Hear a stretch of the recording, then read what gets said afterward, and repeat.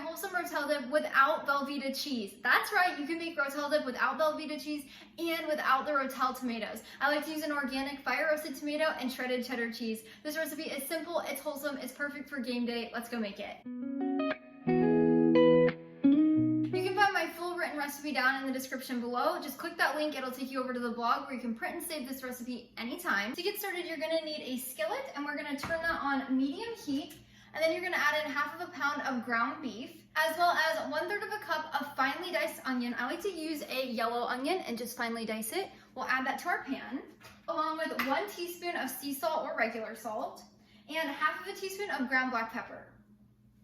Now, over medium heat, we're gonna cook this. Just use a spoon, I like to use a metal one, and we're going to break this beef down into smaller chunks. As it cooks, you'll wanna break it down into small little crumbles for about 6 to 8 minutes until it's completely cooked all the way through. When your beef is completely cooked, you'll want to transfer the beef to a bowl or a plate and leave the grease in your pan. To do this, you can simply push the beef to one side, tilt your pan, and let the grease drain to the bottom.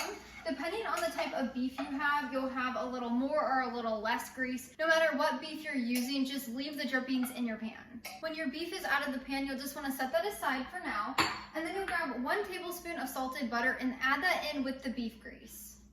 This just helps us have a little bit more grease to create our roux, which is gonna thicken our sauce. Instead of using a cornstarch slurry at the end of the recipe, we're using a roux now at the beginning. To thicken this, it tastes a lot better, it adds so much flavor to it, and it helps everything stay together for much longer. You'll just wanna melt that butter over low heat. Once it's melted in your pan, you can mix it together with the grease. And then we'll add in 2 tablespoons of all-purpose flour. You'll want to leave your heat on a very low temperature, and then you're going to whisk this together. This is our roux. Now, for this roux, it's a little thicker than your average roux. You're going to have dough-like clumps in your pan. That's exactly what we're looking for. We're just going to stir this and let the roux cook down for 1 minute on low heat. This just gets all the flour taste out of here. Once we've cooked our roux for 1 minute, you're going to leave the heat on low, and you're going to add in 1 cup of milk. I like to use whole milk, but you could use any. And then we're just going to whisk this together. You combine the roux with the milk. Now, if you have lumps, that's okay. Just continue to whisk. You're gonna wanna have a hot roux like we cooked, and then use a cold milk. So wait to get your milk out of the refrigerator until you're ready to add it in. The cold and hot help prevent any lumps in your mixture. Once you've got the milk whisked into your roux and there's no more lumps, we'll add in 1/4 of a teaspoon of garlic powder. Make sure it's salt-free, as well as 1/2 of a teaspoon of chili powder, again, salt-free. And then next we'll add in 1/4 of a cup of crushed fire roasted tomatoes. I like to get an organic option. Mine is this brand, the Moore Glen. I did not say that right, but that's what I get. So we're just gonna add 1/4 of a cup of that into our mixture. Now we're gonna turn our heat to a medium-low, and we're gonna whisk this to combine. Next we'll add in 1½ cups of mild shredded cheddar cheese. I like to shred mine here at home. My husband was sweet enough to shred it for me. So we're just gonna add that in, and then we're gonna take our whisk and again combine this. It'll take a little bit for this to melt down, so just make sure you're just stirring it in. It doesn't need to melt down before the next step. Just make sure it's combined. And then we're gonna add in our cooked beef, so just add that into your pan.